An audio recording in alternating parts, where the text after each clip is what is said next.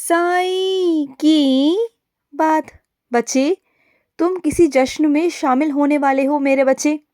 वो तुम्हारे घर का ही जश्न होगा मेरे बच्चे, तुम्हारे सगे संबंधी का। और वहाँ जाकर ना तुम्हें बहुत बहुत अच्छा लगेगा मेरे बच्चे, बहुत अच्छा महसूस होगा। आनंद लेना मेरे बच्चे।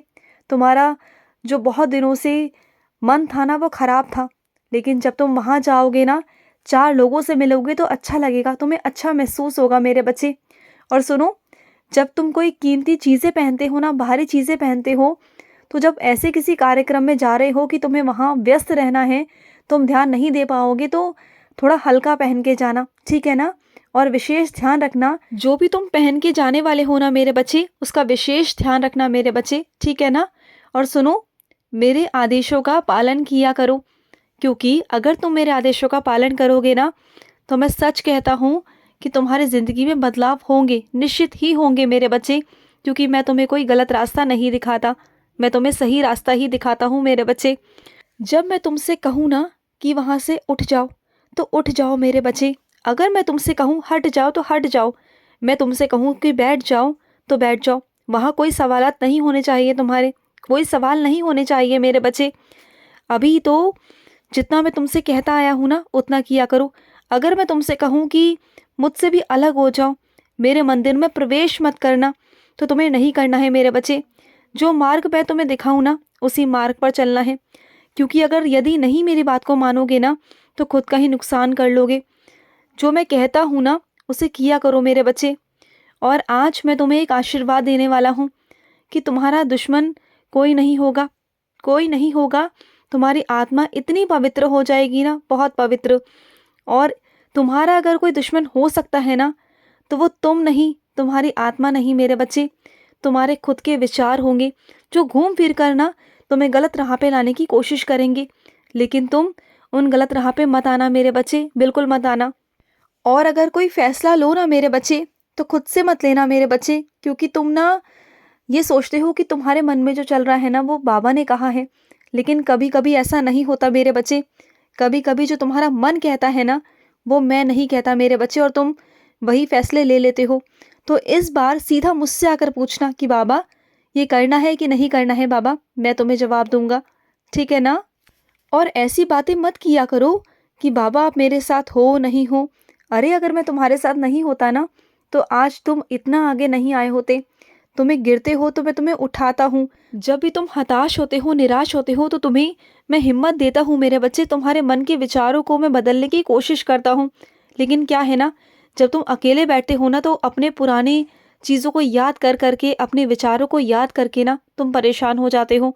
तो बस वही मत किया करो।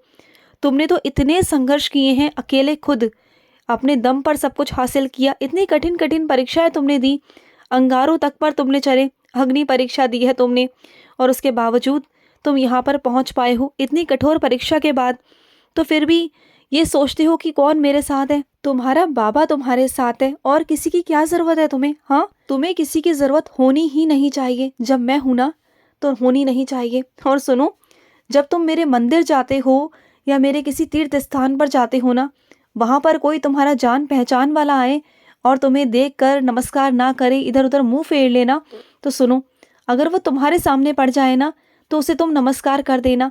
क्योंकि ना वो मेरा पवित्र स्थान है मेरे बच्चे। वहाँ पर मैं विराजित होता हूँ। वहाँ पर मेरे लिए सारे बच्चे एक समान हैं, और सबके मन पवित्र होते हैं। जो मेरे मंदिर में प्रवेश करता है ना, उसका मन पवित्र हो जाता है मेरे बच्चे। और वहाँ बैठकर अगर तुम मेरे ही किसी बच्चे के बारे में कुछ उल्टा सीधा सोचोगे कि उसने मुझे नमस्कार नहीं किया, मैं भी नहीं करूँगा, तो ये गलत बात है मेरे बच्चे।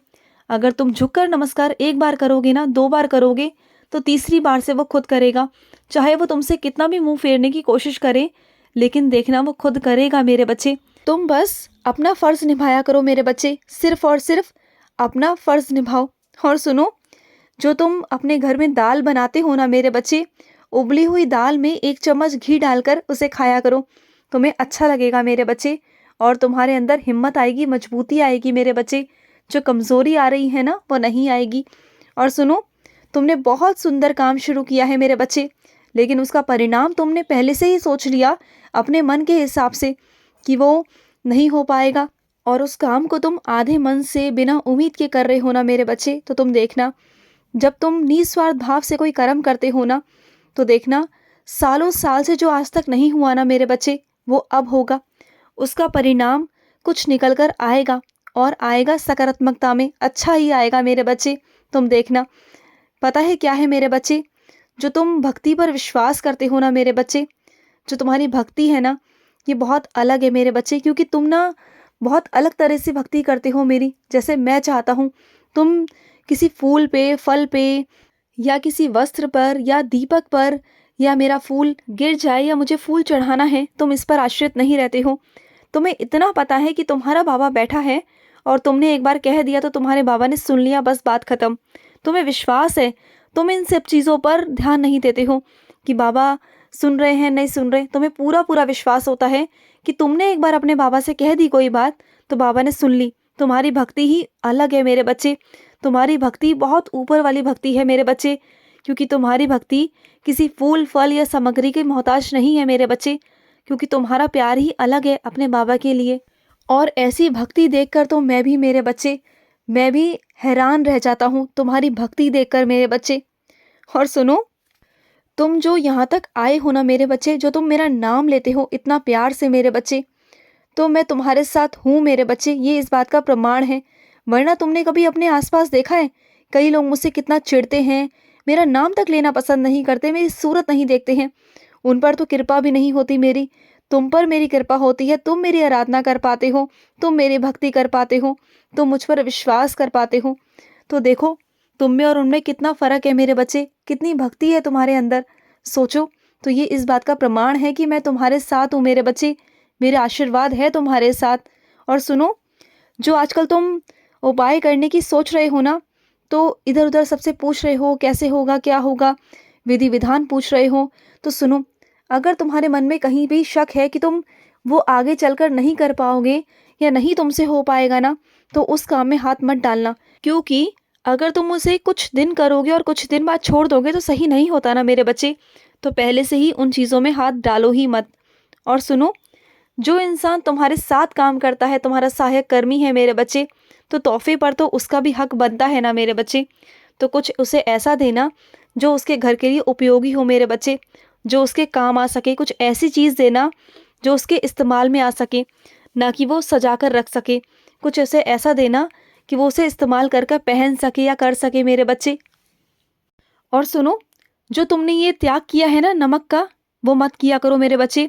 और तब तक ही किया करो जब तक कि तुम्हें आराम लग रहा हो, जब तक तुम्हें ये लग रहा हो कि हाँ मैं ठीक हूँ, बस तब तक। लेकिन जब तक तुम्हें ये ना लगे ना कि मैं संतुष्ट नहीं हूँ, मेरी आत्मा तृप्त नहीं हो रही है, तो उसी वक्त मेरे बच्चे नमक का सेवन करना शुरू कर देना मेरी उदी के साथ मेरे बच्चे। ये मत सोचना कि शगुन होगा, अपशकुन होगा, क्या होगा। जब तुम्हारी ही आत्मा तृप्त नहीं है ना मेरे बच्चे, तो तुम्हारा साईं कैसे तृप्त हो सकता है मेरे बच्चे। मैं कैसे शांत बैठ सकता हूँ मेरे बच्चे, जब तुम्हारी आत्मा तृप्त नहीं है ना, इधर उधर भटक रही है, तो तुम मेरी आराधना कैसे कर पाओगे, सोचो। और जब भी मेरी पूजा पाठ करने बैठते हो या कुछ करने बैठते हो ना, तो भूखे पेट मत बैठा करो, कुछ खा पी कर बैठा करो। जब तुम्हारी आत्मा तृप्त नहीं होती ना, तो तुम्हारा मन इधर उधर भटकता है कि फटाफट मैं इसे ख़त्म करूँ और मैं कुछ खा लूँ। तो ये नहीं होना चाहिए। पहले आराम से खा पी लिया करो, उसके बाद में आकर मेरी पूजा पाठ किया करो, जिससे तुम्हारा पूरी तरीके से मन मुझ में लग पाए, अपने साईं में लग पाए मेरे बच्चे। खुश रहो। आज का साईं संदेश समाप्त हुआ।